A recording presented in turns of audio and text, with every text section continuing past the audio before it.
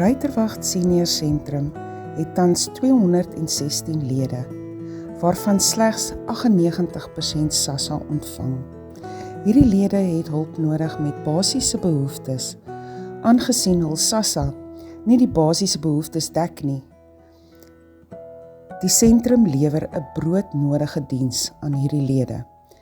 Etes, kospakkies, doodgenootskap en vervoer na mediese afsprake is maar net van ons belangrikste dienste.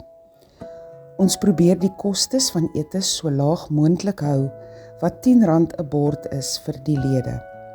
Maar ons betaal die spysenier R30 'n bord.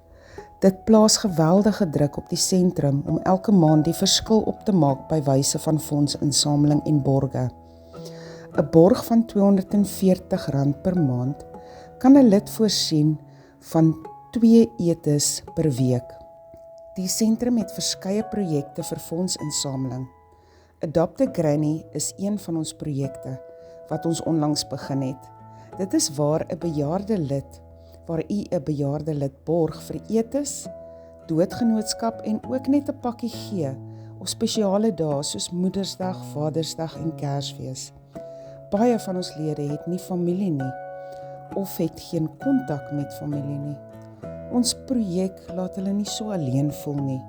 Baie vra altyd vir ons, waarom het hierdie lede nie voorsiening gemaak vir hul ou dag nie? Maar mense, life happens. Soms gooi die lewe vir ons en dan word besluite geneem want daar is nie ander keuses nie. Ons het 'n lid by die sentrum wat deur 'n verskriklike depressie gegaan het. Sy het vir ons kom dankie sê, want as dit nie vir die sentrum was nie, het sy haar eie lewe geneem. So hoor ons baie van lede dat die sentrum 'n verskil gemaak het tydens moeilike tye. Help ons om die bejaardes te help.